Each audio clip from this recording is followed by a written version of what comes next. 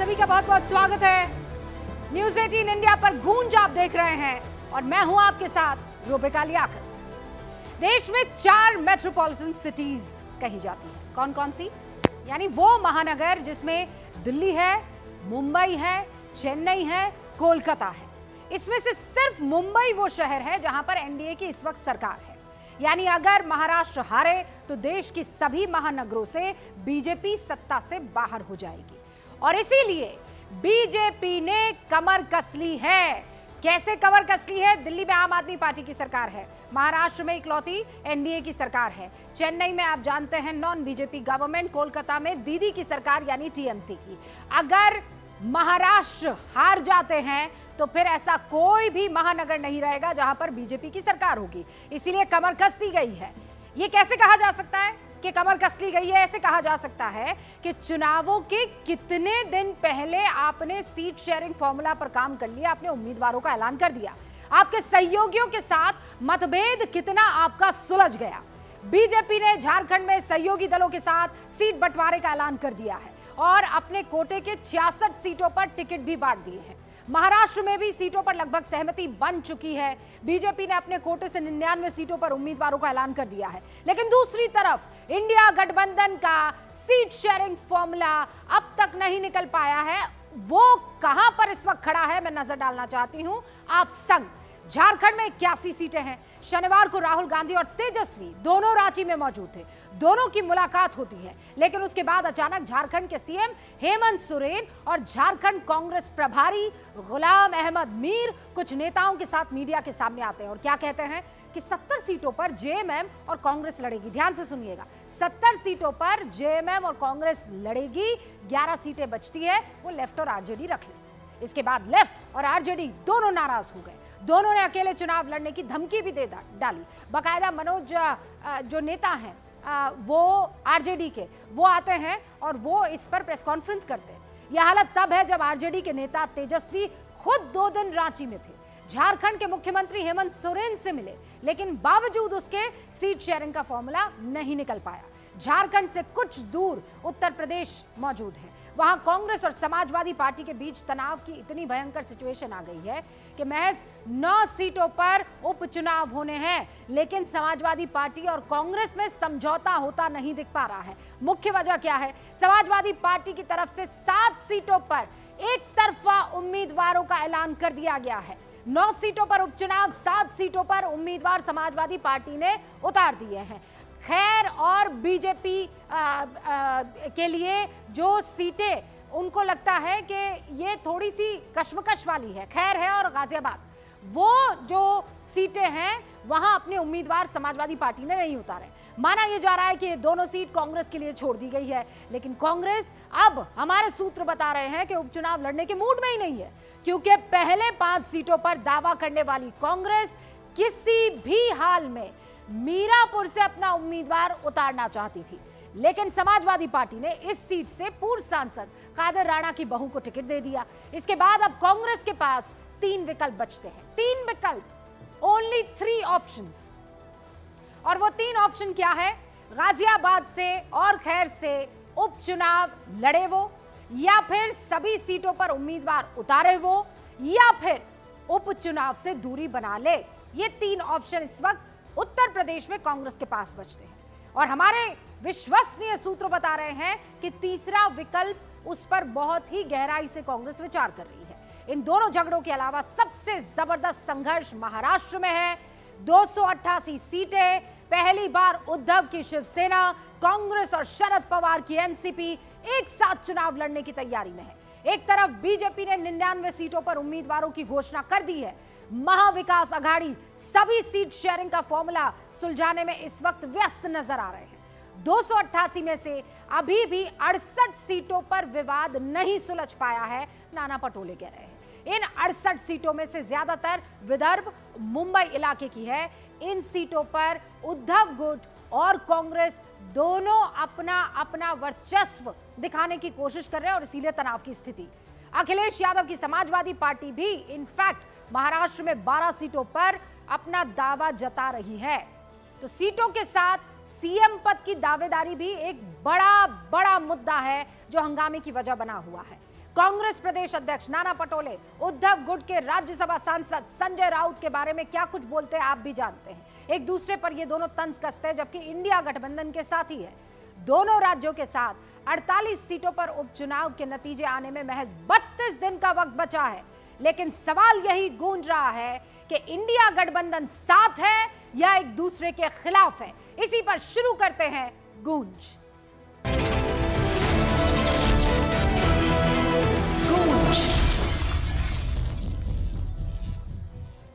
Bharatiya Janata party के राष्ट्रीय प्रवक्ता शहजाद पूनावाला इस वक्त हमारे साथ यहां स्टूडियो में न्यूज़ 18 इंडिया के जुड़ चुके हैं। हमारे साथ कांग्रेस नेता राजनीतिक विश्लेषक वरुण पुरोहित इस वक्त हमारे साथ जुड़ चुके हैं। अब से कुछ ही देर में शिवसेना उद्धव गुट के संजय गुप्ता हमारे साथ जुड़ेंगे। अजीज खान साहब समाजवादी पार्टी के राष्ट्रीय प्रवक्ता आपको दिखाई दे रहे हैं और सुसीबेन शाह प्रवक्ता हैं शिवसेना शिंदे गुट की। आप सभी का बहुत बहुत स्वागत है। शुरुआत सबसे पहले उपचुनाव को लेकर, क्योंकि चाहे कुछ भी हो जाए, उपचुनाव हो लेकिन उत्तर प्रदेश सबसे बड़ा सूबा। अजीज खान साहब, आप लोग परिवार हैं, और अगर परिवार हैं तो फिर एक दूसरे की बात मानने में दिक्कत क्यों हो रही है? 2 सीटें छोड़ी सिर्फ कांग्रेस के लिए आपने, क्यों? देखिए रूबिका जी, उत्तर प्रदेश यकीनन बहुत ही बड़ा प्रदेश है और इसका संदेश पूरे देश में जाता है, इसमें कोई दो राय नहीं। ये जो उपचुनाव है ये बहुत ही अहम चुनाव है हमारे लिए भी और कांग्रेस के लिए और खासतौर से इंडिया गठबंधन के लिए, क्योंकि जिस तरह उत्तर प्रदेश में बीजेपी ने माहौल को खराब करने की कोशिश की है और उसका मकसद ये है कि उपचुनाव को वो जीते, क्योंकि जमीन पर उसने काम नहीं किया, वो काम किसी और अंदाज में कर रही है। लेकिन समाजवादी पार्टी जमीन पर काम कर रही है और जमीन पर काम करके वो चाहती है कि बीजेपी को हराए, क्योंकि आज उत्तर प्रदेश में समाजवादी पार्टी बहुत मजबूत स्थिति में। नहीं तो अजीज खान, क्योंकि हमारे कार्यकर्ता से लेकर नेता कर रहे हैं, कांग्रेस नहीं कर रही है। नहीं, मैं रूबिका जी ये नहीं कह रहा हूं कांग्रेस काम नहीं कर रही है, कांग्रेस भी काम कर रही है, समाजवादी भी काम कर रही है। हम लोग मिल करके उत्तर प्रदेश में जो 9 सीट है उपचुनाव जिस पर होने जा रहा है, उसे हमें 9 के 9 जीतने, आप थोड़ा 9 के 9 जीतने हैं। और इसीलिए मैं बहुत सीधा सा सवाल पूछूं, मिलजुल कर का मतलब क्या होता है? मिलजुल कर तो ये होता है ना कि 10 सीटें तो 5 पर दोस्त तू लड़ ले, 5 पर मैं लड़ लूंगा, या जैसा पहले फॉर्मूला निकला था लोकसभा में वैसा कुछ फॉर्मूला निकाल लेते हैं। आपने तो बात की ना, मुलाकात की, आपने अपने पहले 6 कैंडिडेट उतार दिए, फिर एक और कैंडिडेट आ गया, फिर एक और का नाम आ गया, अब बची है 2 सीटें। आप कह रहे लेना है तो लो, ना लेना है तो फिर हमारे उम्मीदवार तैयार है, यही बात है ना? देखिए रूबिका जी, जिस तरह मीडिया में खबरें आ रही है ऐसी स्थिति नहीं है। हमारे नेता और शीर्ष नेतृत्व जिसको हम कह सकते हैं, शीर्ष नेतृत्व, हमारे नेता और कांग्रेस के नेता ये आपस में वार्तालाप कर रहे हैं और जितनी बातें निकल के आ रही हैं वो सब आपस में तय होकर के निकल के आ रही हैं। ठीक है। मीडिया में अलग तरीके की खबरें चल रही हैं और बाकी दूसरे दल के नेता, खासतौर से बीजेपी के लोग अलग तरीके से वो कहीं ना कहीं नैरेटिव सेट करने की कोशिश कर रहे हैं कि इंडिया गठबंधन में फूट है और समाजवादी कांग्रेस में फूट है। शहजाद पूनावाला नैरेटिव सेट करने की कोशिश करेंगे और हम इनके नैरेटिव को मान लेंगे। अजीज खान साहब, हम मान लेंगे ये नैरेटिव सेट करेंगे और ऐसा नहीं हो सकता है ना। हमने तो आपकी बात मानी थी कि हरियाणा में ये लोग कमजोर हैं, हमने तो आपकी बात मानी थी कि किसान भी नहीं, पहलवान भी नहीं, जवान भी नहीं, कोई इनके साथ नहीं है, तो इनके नैरेटिव में नहीं फंसने वाली हूं मैं तो ये बात आपके सीट शेयरिंग फॉर्मूला से समझने की कोशिश कर रही हूँ। शहजाद पूनावाला, सीट शेयरिंग उनके बस की बात है भाई, वो जाने, उनका काम जाने। आपकी बात बिल्कुल सही है। देखिए, एक अलायंस है एनडीए का जिसमें मिशन है, विशन है, पर दूसरा है एमवीए, महाविभाजन अगाड़ी, ना मिशन ना विशन, ओनली मेरा एम्बिशन, ओनली मेरा करप्शन, ओनली मेरी पोजीशन। इसीलिए देखिए, हम लोग विकास की बात करते हैं, वेलफेयर की बात करते हैं। हम तो बोल रहे हैं कि हमने 16 लाख करोड़ की इकॉनमी, 40 लाख करोड़ की महाराष्ट्र में, हमने 7 करोड़ लोगों को जो है गरीब कल्याण अन्न योजना से जोड़ा, 55 लाख घरों में एलपीजी पहुंचाया, 20 लाख पक्के आवास बनाए, 71 लाख टॉयलेट बनाए, 15 लाख को बिजली दी, हमने 2.5 करोड़ बहनों को पैसे दिए पर मंथ, हमने 3.5 करोड़ अकाउंट बनाए। पर इनके पास क्या है? अब इन्होंने बोला नैरेटिव बनाते। ये नाना पटोले का स्टेटमेंट, ये संजय राउत उद्धव को कंट्रोल करता है। वाह, नाना पटोले ने बीजेपी ज्वाइन की। संजय राउत का स्टेटमेंट, हम नाना पटोले के साथ नहीं बैठेंगे, बेचारे ओबीसी नेता है, उसके बारे में ऐसे बोल रहे। सोचिए, ये हमारे साथ है। मनोज झा, हमें बहुत बुरा लगा कि आपने एक तरफा सीटों का अनाउंसमेंट कर दिया, हम 20 सीटों पर झारखंड में चुनाव लड़ने की हैसियत रखते हैं, हमारे सारे विकल्प खुले हैं। मनोज झा भी हमारे साथ आ गए, शरद पवार, उद्धव जी बोलते हैं सर मुझे मुख्यमंत्री बना दो, शरद पवार। हाँ। जयंत पाटिल कैसा होगा चेहरा, समाजवादी पार्टी, अबू आजमी, हम 12 सीटों पे चुनाव लड़ेंगे, बिना पूछे टिकट डिक्लेयर मत करना, ये सब भाजपा के एजेंट है, आपको पता है ये बात। अच्छा आखिरी बात देखिए, मैं दूरबीन लाना भूल गया। You know why I need दूरबीन? दूरबीन से मैं देखूंगा जम्मू कश्मीर में अलायंस कहाँ है, नहीं है, कांग्रेस सरकार में नहीं है। फिर पंजाब में देखूंगा अलायंस कहाँ है, नहीं है। हरियाणा में कहाँ है, नहीं है। दिल्ली में कहाँ है, नहीं है। महाराष्ट्र में कहाँ है, नहीं है। उत्तर प्रदेश वालों ने तो 9 पे हम जीतेंगे, अरे भाई 1-2 तो उनको दो, वहाँ पे भी नहीं है। केरल में कौन है असली तेजा? मैं हमेशा आपके शो पे पूछता हूँ, ये प्रियंका जी है, मतलब शी इज दी असली candidate of Teja party, India alliance, Teja alliance, India alliance, या वो मिस्टर लेफ्ट पार्टी से है?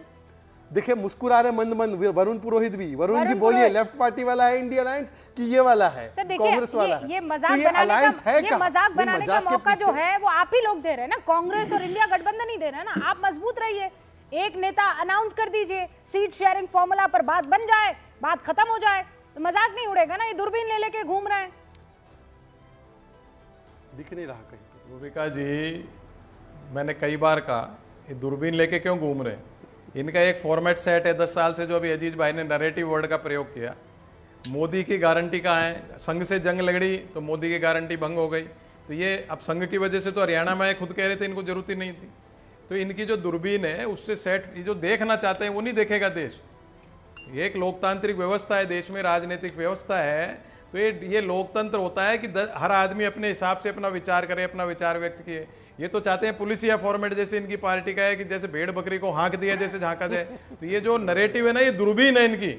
ये चाहते हैं कांग्रेस को भी उसी दूरबीन से देखें, दूसरे को, अरे भाई कांग्रेस ही लेके तो आप सरकारें बनाते हो, आपको जब कांग्रेस की जरूरत नहीं, एक आदमी भी कांग्रेस का क्यों लेते हो आप? मोदी जी परिवारवाद, कितने बेटे बेटियों को टिकट दे दी झारखंड महाराष्ट्र में। तो ये जनता इस बात को समझ रही है, और जनता अभी जैसे अलायंस की बात है, तो भाई अलायंस इसलिए बना था, नेशनल लेवल पे बना था और लोकसभा चुनाव के लिए बना था।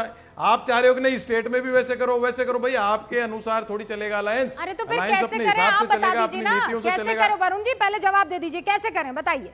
इनके हिसाब से नहीं चलना, आपके हिसाब से चलना है, आपके हिसाब से कैसे चले बताइए। हम हमारे हिसाब से ही चल रहे हैं, जब भी तो इनकी 240 रह गई, 400 पार कहां गए? मोदी की गारंटी कहां गई? जीतो मोदी की गारंटी पे, बार बार गिना रहे, बोलो मोदी की गारंटी, और जीत के बताओ चुनाव। नहीं जीत सकते, सब साफ हो गया, जबान पे नहीं आता मोदी की guarantee. Varun ji, FDI $6 billion 2014 में, आज $147 बिलियन, 16 लाख करोड़ की इकोनॉमी, 40 लाख करोड़ की, पर कैपिटा इनकम 1,25,000, अभी 2,77,000, 6,000 किलोमीटर के हाईवे महाराष्ट्र में, आज 18,000 किलोमीटर, 5% अनएम्प्लॉयमेंट रेट, आज 3% unemployment rate, railway line 3,500 crore, 5,400 crore आज 2024 में, पावर कैपेसिटी 34,000 मेगावाट, आज 46,000 मेगावाट महाराष्ट्र की। ये मोदी की गारंटी। पर मैं सवाल पूछना चाहता हूँ, कांग्रेस बोलती है हमारा मुख्यमंत्री हो, शरद जी बोलते जयंत पाटिल हो, उद्धव जी बोलते उद्धव हो, वरुण जी बोलिए मुख्यमंत्री का चेहरा कौन? हमारे तो मुख्यमंत्री सिटिंग है। दूसरी बात मैं आपसे पूछ रहा हूं, सर 10 सेकंड, सर 10 सेकंड और 10 सेकंड और 10 सेकंड और 10 सेकंड और, सावरकर जी गद्दार या सावरकर जी डरपोक या सावरकर जी महान? आप ये बता दो। अभी गुंडू राव ने बोला सावरकर फंडामेंटलिस्ट था, जिन्ना बहुत अच्छा था, और यही सवाल सपा से भी पूछ लो, ये सवाल आप जाकर उद्धव सेना से भी पूछ लो, दोनों को अगल बगल रखती हूँ, कांग्रेस और शहजाद पूनावाला आपके बीच में, प्लीज इस बात का जवाब दे दीजिए। 20-20 सेकंड दे रही हूँ। वरुण जी शुरुआत आपसे करें। जिन्ना की बात करी तो अडवाणी जी गए थे कि नहीं जिन्ना की मजार पे, बुला क्यों गए थे भाई? आप ही जवाब दो। ये देखिए, पुराने लोगों को, मैं अडवाणी जी का भी अपमान नहीं करना चाहता, ये तो कर सकते हैं, मैं नहीं कर सकता किसी बुजुर्ग का किसी का अपमान, लेकिन इन बातों से भी आपने गिना दिया, इतनी गारंटी। अरे तो मोदी की गारंटी शब्द का प्रयोग करो, आपने दे दिया। आप तो कह दो बेरोजगारी खत्म हो गई देश में, कह दो महंगाई खत्म हो गई देश में, और जो एफडीआई इतनी आ गई, जो आप आंकड़े गिना रहे हो उससे पेट नहीं भरता आम आदमी का, रोजगार नहीं मिलता बच्चों को। आप घर घर जाके देखो आप क्या स्थिति थी। आप हर चीज में अपने आंकड़े बनाने से देश को पागल नहीं बना सकते हो। देश ने आपको दिखा दिया 400 पार, अब आप महाराष्ट्र में बोलो ना पार पार, इतने आर पार हो जाओगे, पता लग जाएगा। और हर बात में कांग्रेस को कोसना, गांधी परिवार को कोसना, ये जो आप कर रहे हो इससे कान पक गए पूरे देश के। अब आपकी डिलीवरी देखने का टाइम है, वो अब पता लग जाएगा अब आपको। महाराष्ट्र में आप कहते हो हरियाणा में कांग्रेस हार गए, अरे कितने वोट बढ़ गए कांग्रेस के, जितने मुद्दे थे इसीलिए 10% 11% वोट बढ़ा है। टिकटों में गड़बड़ हो जाती है। अब आप कह रहे हो अब टिकट, अभी रूबिका जी ने कहा टिकट डिक्लेयर नहीं हो। कांग्रेस अगर जिसने देखी, अरे मेरी बात तो सुन लो यार, मैं कह रहा हूँ कांग्रेस को अगर आपने किसी ने देखा हो, सुना हो, तो कांग्रेस में आखिरी दिन तक टिकट बढ़ते हैं और फार्म वापस लेने से पहले भी बदल जाते हैं टिकट। आज से थोड़ी है, ये तो 60 साल 70 साल से कांग्रेस में होता आता है। तो कांग्रेस एक पुलिसिया फॉर्मेट नहीं जैसा आप चाहते हो आपकी। सर सुनिए, अरे बीजेपी की दूरबीन या मोदी की दूरबीन से चलेगी कांग्रेस? आप मेरी बात सुनिए, किसी की दूरबीन से मत चलाइए ना, दिमाग से तो चला दीजिए। दूरबीन से कौन चलाता है कोई पार्टी? आप दिमाग से चला दीजिए। मैं ये वरुण जी आपसे पूछ रही हूँ, इंडिया गठबंधन से आप लोग क्यों भाग रहे हैं इधर उधर? ना आप सही से बात रख पा रहे हैं, ना अजीज खान साहब बात रख पा रहे हैं। अजीज खान साहब को स्क्रीन पर लेकर आइए। अजीज भाई क्लियरली बताइए ना, इंडिया गठबंधन की अभी इस वक्त इसका क्या स्टेटस है? कॉम्प्लिकेटेड है, madly truly deeply in love है, कि अब हम लोग जो हैं वो तलाक बिद्दत वाले स्टेज पर पहुंच चुके हैं? 3 तलाक। देखिए रूबिका जी, सच्चाई ये है ये बिल्कुल ईमानदारी से बात हो रही है। यहाँ पर कोई हम पॉलिटिकल व्यू इधर उधर नहीं घुमा के दे रहे हैं। बिल्कुल सच ये है कि इंडिया गठबंधन रेगिस्तान की तरह अडिग है और बहुत मजबूती से खड़ा है। इसमें कहीं किसी तरीके की कोई दिक्कत नहीं है। देखिए अब ये हंस रहे हैं, इनको शायद पता नहीं कि अपने गुट में कितनी दिक्कत है। यहाँ तक कि लोग कुछ नहीं उगता यहाँ पे। इनके अपने लोग कहते हैं कि साथ में बैठने में घिन आती है, घिन आती है। ये वो लोग कहते हैं कि घिन आती है। साहब ये दूसरों पे कटाक्ष कर रहे हैं, ये दूसरों पर कटाक्ष कर रहे हैं। मैं पहली दफा ये सुन रही हूँ, रेगिस्तान की तरह अड़े गए। रेगिस्तान गए आप कभी? आप सुबह जहां होंगे ना, रात को पहुंचेंगे तो वहां पर मिट्टी के दूसरे टीले आ चुके होते हैं, फिर सुबह वहीं जाएंगे तो वहां एक गड्ढा आपको दिखाई दे। रेगिस्तान की तरह कैसे अड़ी? उन्होंने सही डेफिनेशन दिया है अपना। आप कह रहे होंगे पहाड़ की तरह, नहीं पहाड़ की तरह अड़ेगे। देखिए अब इसमें हंसने की क्या जरूरत है? इतना हंसने की जरूरत है? देखिए ऐसा है, शहजाद जी हर चीज को नेगेटिव वे पे लेते हैं। कहने का जो मेरा इंटेंशन है, जो आशय है, वो उसको ये समझना नहीं चाह रहे, ये समझ ही नहीं पा रहे हैं, क्योंकि ये समझना नहीं चाह रहे। रेगिस्तान में भी जब आप जाएंगे, जो पहाड़ होता है ना, वो कई जगह ऐसे हैं जो वो चट्टान बन जाता है। शायद इनको ये पता नहीं चट्टान। और अब देखिए, अब ये हंस रहे हैं, अब ये जबरदस्ती हंस रहे हैं, इनको हंसने का भी तरीका नहीं मालूम है। चट्टान और रेगिस्तान, इनको ये इसमें भी फर्क नहीं पता है। इसमें हंसने की जरूरत नहीं है। सच्चाई ये है, एक बात आपको बता दें कि इंडिया गठबंधन, सुनिए मेरी बात, एक मिनट सुनिए मेरी बात। इंडिया गठबंधन में कहीं कोई दरार नहीं है। इंडिया गठबंधन पूरी तरह से मजबूती के साथ खड़ा है और सीट शेयरिंग में भी कोई दिक्कत नहीं है, कहीं कोई दिक्कत नहीं। ये आप बात तो कह रहे हैं, लेकिन ऐसा हो नहीं रहा है ना। सुसीबेन शाह भी हमारे साथ मौजूद हैं। सुसीबेन, इस वक्त वहां क्या गठबंधन की हालत दिख रही है? अब मैं गठबंधन बोलूंगी तो दो गठबंधन है भाई, एक तो महाविकास अघाड़ी है, दूसरा महायुति है। महाविकास अघाड़ी कह रहा है आप लोग इस बार चारों खाने चित होंगे, लिख कर ले लीजिए। सभी को नमस्कार। और जैसे मेरे भाई शहजाद भाई ने कहा, मैं इतना ही कहना चाहूंगी कि हमारी महायुति ताल से ताल मिला के, कदम से कदम मिला के चल रही है। जिस दिन चुनाव अनाउंस हुआ, दूसरे दिन हमने रिपोर्ट कार्ड मौजूद कर दिया।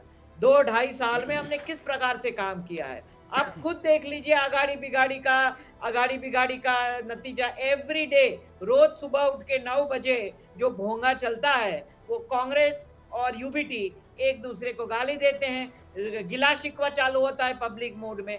आप उनको ये पूछें कि उनका सेफ्रॉन टेरर में भगवा जो टेररिज्म बता रहे थे, सुशील कुमार शिंदे कल स्टेटमेंट दिया, उनका क्या कहना है? कुछ नहीं। वीर सावर के बारे में उनका क्या कहना है? कुछ नहीं। राम मंदिर के बारे में उनका क्या कहना है? कुछ नहीं। उनके पास ना मुद्दे हैं, ना प्रोग्राम है। सिर्फ वो लोग एक दूसरे के खिलाफ, कम्युनिटी के खिलाफ। ठीक है, मुद्दों पर आपने बात कर ली। Now Susiben Shah, tell me about the CM face. कौन है आपका मुख्यमंत्री का चेहरा? हमारे मुख्यमंत्री एकनाथ राव जी शिंदे, हमारे प्रमुख नेता। वो तो आप कह रहे हैं, शहजाद पूनावाला कहेंगे कि देवेंद्र फडणवीस है। नहीं, शहजाद भाई का हम सीएम सर की, एकनाथ राव जी शिंदे साहब के नेतृत्व में उनके सीएम पद में हम चुनाव लड़ने को जा रहे हैं। और एक सेकंड देवेंद्र फडणवीस जी ने भी कहा है कि हम उनकी अगवानी में इलेक्शन लड़ रहे हैं। नहीं ये तो ठीक है, मैं समझ गई कि उनके निगरानी में आप लोग इलेक्शन लड़ रहे हैं। एक सेकंड और चुनाव जीते तो चेहरा कौन? रूबिका जी एक सेकंड। सूजी जी, मेरे नेता देवेंद्र फडणवीस जी का मैं बयान आपको इसी विषय पर सुनाता हूं। वो शिंदे जी के साथ बैठे थे, यही सवाल पूछा गया था। सत्ता पक्षाला चिंता नाही, मुख्यमंत्री स्वतःच बसलेले आहे, त्यांना विचारा तुमचा चेहरा तर सांगा।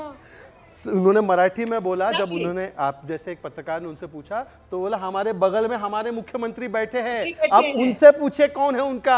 हमारा क्लियर कट नेता है, हमारे नेता राज्य में मुख्यमंत्री के रूप में शिंदे जी है, भारतीय जनता पार्टी सबसे बड़े अलायंस के पार्टी के रूप में। मैडम मुझे सवाल पूछना पड़ेगा ना। संजय गुप्ता वो कुर्सी खाली है, संजय गुप्ता जी आ ही नहीं रहे हैं, इंतजार हो रहा है। 10 सेकंड।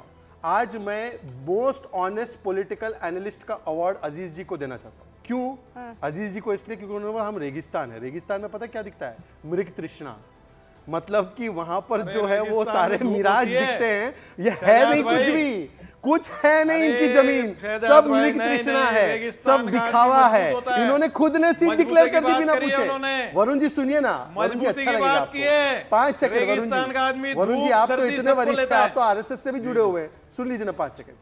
ये ऐसा, अब देखिए आरएसएस से जुड़े हुए अजीज खान क्या बोलेंगे उनको समझ में आएगा। देखिए 5 सेकंड। ये अबू आजमी और अखिलेश जी ने कांग्रेस को बिना पूछे महाराष्ट्र में सीटें डिक्लेयर कर दी, जैसे उत्तर प्रदेश में की है।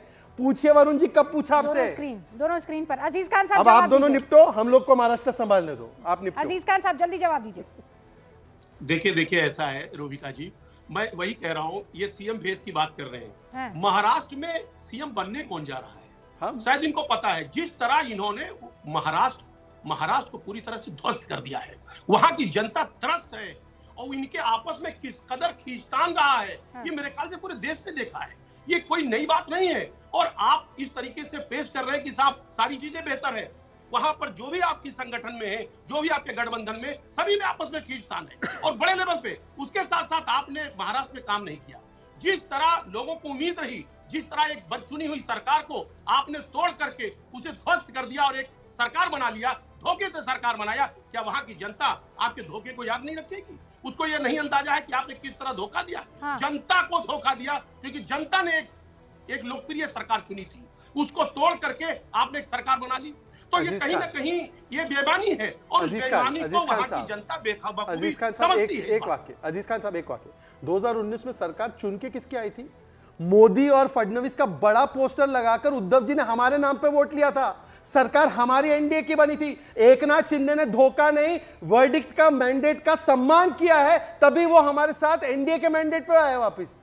उनको तो आपको बोलना चाहिए कि एकनाथ जी, आपसे ऑनेस्ट आदमी नहीं मिल सकता, क्योंकि मैंडेट था मोदी जी और शिवसेना के लिए, और शिवसेना का मैंडेट चुराकर एनसीपी, जिसको बाला साहब ठाकरे गालियां बकते थे, उस कांग्रेस के साथ, जिसके सामने बोला था कि दुकान बंद कर दूंगा, कांग्रेस के साथ नहीं जाऊंगा, उसके साथ हाथ मिलाया, हिंदुत्व से त्याग किया, सावरकर से त्याग किया। तो एकनाथ शिंदे, जिनकी जीवनी में वो रिक्शा चलाते थे, ऐसा ईमानदार व्यक्ति हमारे साथ आया और हमने उनको मुख्यमंत्री बनाया, जबकि उनकी सीटें कम थी। ये होता है त्याग। नहीं, फिर इसमें तो आपसे बहुत सारे सवाल इसलिए पूछ लिए जाएंगे शहजाद पूनावाला, कि जिसको आप सबसे खतरनाक और बेईमान कहा करते थे, अगले दिन उसको आपने अपनी पार्टी में बुला दिया। किसको? और उसके बाद क्या हुआ? किसको? बहुत बढ़िया। कौन देता था ये नारा? कौन? किसको बुलाया हमने अपनी पार्टी में? अरे आप बताइए ना, आपको नाम नहीं मालूम? प्रधानमंत्री जी बोले थे भाई, कौन थे? अजीत पवार को नहीं लिए गए। बिल्कुल नाम नहीं मालूम। मुझे नहीं पता, आपको तो पता ही नहीं है। नहीं, मैं हिंट दे देती हूँ। शरद पवार के रिश्तेदार हैं। अच्छा, मैं आपको, अच्छा वेरी गुड। शरद पवार के रिश्तेदार हैं। मैं उसका भी जवाब देता हूँ। शरद पवार से पार्टी तोड़ दी उन्होंने। उसका भी जवाब देता हूँ। बहुत नजदीकी रिश्ता है उनका। मैं उसका भी जवाब देता हूँ। मैं उसका भी जवाब देता हूँ। शिवसेना के साथ हमारा इमोशनल अलायंस है और वो हमेशा रहेगा, और एनसीपी अजीत पवार जी के साथ हमारा स्ट्रेटेजिक अलायंस बना। परिस्थितियां जब बदली, हमारा अलायंस बना। मैं पूछा, एक सेकंड, बना अलायंस बना, लेकिन आपने कहा था कि नहीं वो सबसे ज्यादा भ्रष्ट है। प्रधानमंत्री नरेंद्र मोदी ने भाषण में कहा था ना कि सबसे बड़े भ्रष्ट है। मैं आपको बताता हूं अचानक क्या हुआ कि वो भ्रष्ट नेता जो हैं वो एकदम सबसे बेस्ट हो गए। मैं आपको रिक्वेस्ट करता हूं, आप अपना शो जो ना आज आधा घंटा एक्सटेंड करो। मोदी जी का वो मध्य प्रदेश का बयान जो मिसकोट करते हैं ना, उसको एक बार प्ले करो। उन्होंने 70,000 करोड़ का घोटाला, ये वहां की सरकार ने, मतलब कांग्रेस की सरकार ने किया था, पहले स्वीकार है कि कांग्रेस ने किया था ये घोटाला। दूसरी बात, हमने जो कहा कि सारे केसेस एमवीए के जमाने में एनसीपी अजित पवार के ऊपर बंद हुए, अब क्या महाराष्ट्र विकास आघाड़ी की सरकार ने गलत केस बंद किया गया? पहले उसका जवाब दे वरुण पुरोहित। पर आप ये कह रहे हैं कि बताए अब वो हम तो उन्हें कोर्ट में जाने दीजिए। आप कह रहे हैं वो भ्रष्ट नहीं है। भ्रष्ट कौन साबित करता है? कोर्ट ना। हाँ। तो कोर्ट में जाने दीजिए। लालू प्रसाद है ना भ्रष्ट, 4 बार कन्विक्टेड है ना। सुजी बहन, लालू जी है ना कन्विक्टेड। सुजी बहन एक बार आप बता दीजिए। रूबिका जी आप अभी महाराष्ट्र की बात होती हो तो हमें बोलने दीजिए। हम और शहजाद भाई साथ में चल रहे हैं तो हमें भी बोलने दिया जाए। हम ग्राउंड पर हैं। आज एक बात मैं आपको बता दूं, अजीत दादा जो हमारे साथ जुड़े हैं वो क्यों जुड़े? क्योंकि कुटुंब प्रेम का, बेटी प्रेम की वजह से वो त्रस्त हो गए थे। क्लीन चिट जो उनको किसको दी हो तो अघाड़ी सरकार ने दी थी, भूला ना जाए। अजीत दादा हमारे साथ जुड़े क्योंकि उनको बारंबार सुप्रिया सुळे को अध्यक्ष बना दिया जब अजीत दादा सालों साल पार्टी चला रहे थे। सुजी बहन आप जो बात कह रही हैं वो तो आप कह रही हैं। वरुण जी और अजीज खान कहेंगे कि नाना वो फेविकॉल आपके और बीजेपी के बीच का जो फेविकॉल था वो ईडी था, वो सीबीआई था, देखिए वो इनकम टैक्स डिपार्टमेंट था। आप पर आरोप लगते हैं ना। एक मिनट रूबिका जी, शिवसेना और बीजेपी सबसे पुरानी गठबंधन है। एनडीए के साथ सबसे पुराना कोई गठबंधन हो तो बीजेपी और शिवसेना का है। अजीत दादा की बात जब हमसे जुड़े 17,000 करोड़ जैसे शहजाद भाई ने कहा वो अघाड़ी का करप्शन था। वो मानते हैं कि कांग्रेस अघाड़ी का करप्शन। हाँ बिल्कुल ठीक है वरुण जी, कांग्रेस का चीफ मिनिस्टर था करप्शन आपका। उस करप्शन के दलदल से अजीत पाटिल को, अजीत पवार को निकाला वरुण जी को मौका देने की पार्टी ने। वरुण जी से पहले एक वाक्य दीजिए, केवल एक वाक्य। वरुण जी से पहले एक वाक्य, केवल एक वाक्य सुनिए। वरुण जी एक वाक्य लास्ट, फिर आप ही जवाब देते रहिए। वरुण जी फिर आप ही जवाब दीजिए। शहजाद भाई सुनिए एक सेकंड। सुजी बहन सुनिए कि कुछ सुना रहे हैं। कारण काँग्रेस पक्षामध्ये एवढे हिजडे होते इतके की आता चावायचं तरी कोणाला? मराठी में मैं हिंदी में ट्रांसलेट करता हूँ। स्वर्गीय बाला साहेब ठाकरे, कांग्रेस पार्टी में एवढे मतलब इतने सारे डैश है कि वो झुकते हैं सोनिया जी के सामने। अब वरुण पुरोहित जी बोलिए, फरमाइए। देखिए शहजाद भाई, पहले तो आपने कहा आप आरएसएस जुड़े हुए हो। मैं तो आपको बताया मैं कभी कभी आरएसएस का मेरा क्या लेने देना। आप जरूर कांग्रेस से आए हो, दूसरी पार्टी।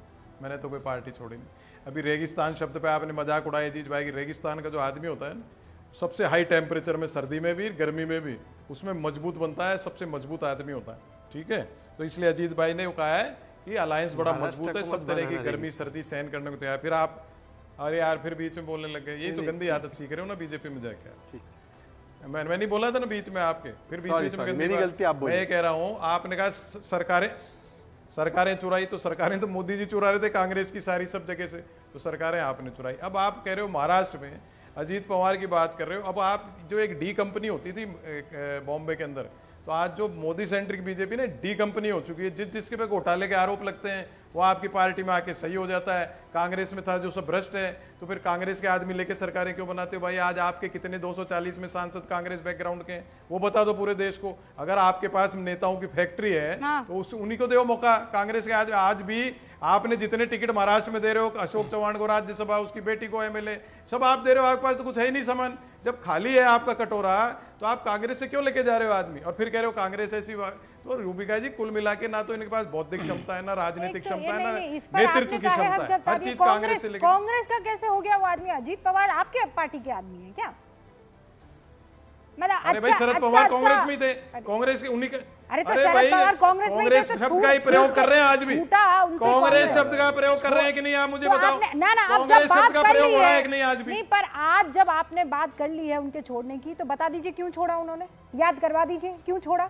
आज तो आप लोग बहुत हाथ पकड़ के चल रहे हैं ना, क्यों छोड़ा था? बताओ। नहीं, शरद पवार ये उनके परिवार में अगर वो अपनी बेटी को बनाता है, भतीजे को नहीं बनाते हैं, तो ये कौन सा इश्यू हो गया भाई? भतीजा भी वही हो गया परिवारवाद? नहीं हो गया क्या भतीजे को बनाते तो परिवारवाद? मतलब सुप्रिया सुले तो एनसीपी की नेता नहीं है, कार्यकर्ता नहीं है। अजीत पवार अभी आपने कहा हमारा आदमी था, कटोरा आपका खाली था, हमारा आदमी उठा कर ले गए। आप कह रहे हैं कि वो तो भ्रष्ट आदमी है, तो इसका मतलब आपका आदमी भ्रष्ट है। कांग्रेस के आदमी जिसका कांग्रेस का बैकग्राउंड है, आइडियोलॉजी रही है, उसको ले लेके सरकारें बनाते हैं कि नहीं? आप प्रभु, तो आप ही की पार्टी थी पहले, तो जब तक अटल जी जो निकला है आप ही की पार्टी से निकला है। मैं वही तो कह रहा हूं। अरे तो मैं वही तो कहना चाह रहा हूं आपको कि इनकी पार्टी में अगर वो पहले भ्रष्ट था, बीजेपी में जाए कैसे स्वच्छ हो गया? ये तो आरोप ये लगाते हैं कांग्रेस में रहता है जो भ्रष्ट है, बीजेपी में जाए। ये कौन सा डिटर्जेंट आप इस्तेमाल करते हैं शहजाद पूना वाला? देखिए अटल जी, रूबिका जी, वरुण जी आप बोल लीजिए, फिर मैं एक मिनट रुको। मैं अरे अच्छा, मेरी भी सुन लो यार, बोल लीजिए वरुण जी, बोल 10 शब्द हैं। अटल जी अडवाणी जी का जो युग था ना, वो तो प्योरिटी का युग था, जब तो भारतीय जनता पार्टी प्योर हुआ करती थी। आज जो मोदी सेंट्रिक बीजेपी है वो कॉस्मोपॉलिटन नेचर की हो चुकी है, सब जगह से कांग्रेस। जी जी बोलो बोलो बोलो बोलो। वैसे एक बात बताइए सर, और बिना देखे नाना पटोले कहाँ से इंपोर्ट किया आपने? आपके प्रदेश के अध्यक्ष कहाँ से आए नाना पटोले? जरा एक बार बताइए। अब बीच में आप अपने ही नियम को तोड़ रहे हैं। बोला कांग्रेस की बात। दूसरी बात ये है, आपने क्योंकि अभी नियम नहीं तोड़ा मैंने, कांग्रेस। सुनिए ना, आप सुन तो लीजिए। मैंने आपको एक बाला साहब ठाकरे जी का एक अमर वाक्य बताया, उस अमर वाक्य पे तो आपने बताया नहीं कुछ। हमारे लिए, सबके लिए तो स्वर्गीय बाला साहब ठाकरे सबसे बड़े हैं ना महाराष्ट्र में, तो एक बार बताइए आपके विचार क्या है उस वाक्य पर? क्या कहा था उन्होंने गुजरात के लिए? सर गुजरात के टाइम क्या कहा था? उत्तेजित नहीं होना है वरुण जी, उत्तेजित नहीं होना। आखिरी बात कह रहा हूँ, अभी आपने डी कंपनी की बात की, तो डी कंपनी से याद आया कि कल शिंदे जी ने कुछ बोला। शिंदे जी कल अफजल गुरु को आतंकी नहीं बोल पाए, और यही तो कांग्रेस का भी चरित्र है। देखिए ना, वड़त्तीवार आपके एलओपी है महाराष्ट्र में, वो बोलते हैं करकरे जी को कसाब ने नहीं मारा, हिंदू पुलिस वालों ने मारा। फिर आपके उन दूसरे नेता बाटला के लिए रोते हैं। कौन है वो नेत्री बाटला के लिए रोने वाली? आपको याद है ना? याकूब मेमन के लिए कौन पैरवी करता है? असलम शेख। एमआईएम के साथ आपने केसेस वापस लेकर एमआईएम में गठबंधन करना चाहते हो, तो ये आपका चरित्र है। वरना बोलो सुशील कुमार शिंदे गलत थे, क्यों नहीं वो अफजल गुरु को आतंकी बोल पाए? और यही कांग्रेस की सोच है, कांग्रेस आतंकियों के साथ खड़ी हो गई। ओके, पीडीपी पर जवाब दे, उससे पहले पीडीपी के साथ नहीं थे आप। वरुण जी एक सेकंड, मैं ये बात आपसे भी पूछूंगी। सुसी बहन जस्ट गिव मी 1 मिनट। हाँ, अजीज खान इसका जवाब देंगे। अजीज भाई, ये सारा जो खेल है वो वोट बैंक का खेल है, और इसी वोट बैंक के चक्कर में हिंदू मुसलमान 80-20 और महाराष्ट्र में भी अब ये होता हुआ नजर आ रहा है कि आतंकवादियों का भी समर्थन देने से गुरेज नहीं कर रही। देखिए रूबिका जी, आप इस बात को समझिए कि ये वही बीजेपी है कि अभी थोड़े दिन पहले इतना बड़ा कांड हुआ है महाराष्ट्र में, इतना बड़ा कांड हुआ, इतना बड़ा मर्डर हुआ है, और एक शख्स जो गुजरात में साबरमती जेल में बैठकर करा रहा है, ये बड़े बड़े दावे कर रहे हैं साहब, लॉ एंड ऑर्डर के दावे कर रहे हैं। जो पूरे देश में नेक्सस चल रहा है उसको ये कमांड नहीं कर रहे। एक जेल में बैठ करके वो शख्स नेक्सस चला रहा है, एक शख्स का मर्डर हो जाता है, और उसके बाद लॉ एंड ऑर्डर की बात हो रही। इनके पार्टी के अपने लोग वो सुरक्षित नहीं है, और उसके बाद ये बड़े बड़े दावे कर रहे हैं। हकीकत ये है कि आज जो बीजेपी है वो सिर्फ नैरेटिव सेट कर रही है। पूरे देश में जहां जहां बीजेपी की सरकार है वहां पर सिर्फ माहौल खराब है। आप उत्तर प्रदेश में ले लें, किस तरह अभी इनके एक विधायक ने खुद ही एफआईआर करवाया कि बहराइच में जो दंगा हुआ है वो बीजेपी के लोगों ने करवाया। इनके बीजेपी के विधायक ने, जो बहराइच के विधायक, उन्होंने एफआईआर कराया है कि हमारे लोगों ने दंगा करवाया है, बीजेपी के लोगों ने दंगा करवाया है। अब हकीकत ये है, ये तो बेनकाब हो रहे हैं। आप किसी भी प्रदेश में ले लें, देश में ले लें, आज हालात पूरी तरह से बद से बदतर है। बहुत सोच समझ के किया कीजिए। वहां दंगा नहीं हुआ है, वहां एक बेकसूर शख्स की हत्या हुई है। इस हत्या को आप दंगे का नाम मत दीजिए। जब आप दंगा करते हैं ना तो फिर कहते हैं कुछ हमारे मरे, कुछ उनके मरे, कुछ हिंदू मरे, कुछ मुसलमान मरे। बहराइच में दंगा नहीं हुआ है, बहराइच में एक शख्स को गोली मारी गई है। बहराइच में जो लोग जुलूस निकाल रहे थे उनमें से एक को निशाना बनाया गया है और उसके सीने को छलनी कर दिया गया है। दंगा नहीं हुआ है। अजीज भाई, बी वेरी क्लियर।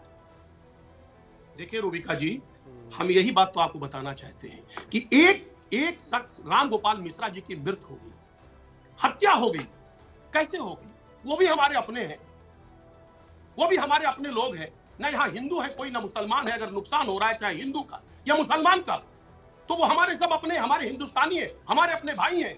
वहां जिस तरह से आगजनी हुई, जिस तरह से गाड़ियां जलाई गई, एक शख्स की हत्या हो गई, कौन जिम्मेदार है इसके लिए?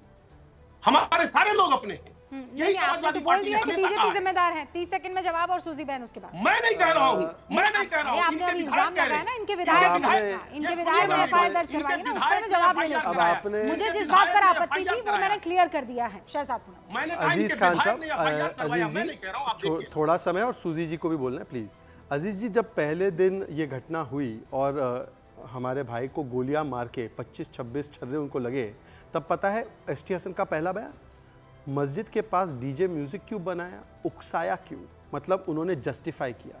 और इसका मतलब वो दंगाइयों के साथ, जो दंगाई तो नहीं है, वो अपराधी और हत्यारे हैं, उनके साथ सुरक्षा कवच बनकर कौन खड़ा था। और आज तक आप बता दीजिए कि राम गोपाल मिश्र की मां से या बीवी से कौन मिलने गया समाजवादी पार्टी का नेता। पर छोड़ देते हैं, मैं आपको केवल लास्ट चीज बताना चाहता हूं कि आतंकियों की समर्थन की बात इनसे पूछ रहे हैं, ये है अबू आजमी। अगर याकूब मेमन की जमानत हो गई होती तो शायद ये केस और अच्छा होता। याकूब मेमन की जमानत की पैरवी अबू आजमी कर रहे थे।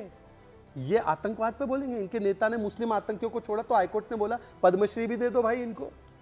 इनसे पूछ रहे जिन्होंने सिमी की पैरवी की है। तो अजीज खान से ये पूछना मतलब ओसामा से अमन शांति के बारे में पूछना या रेगिस्तान में पानी के बारे में पूछना। अजीज भाई जवाब दीजिए।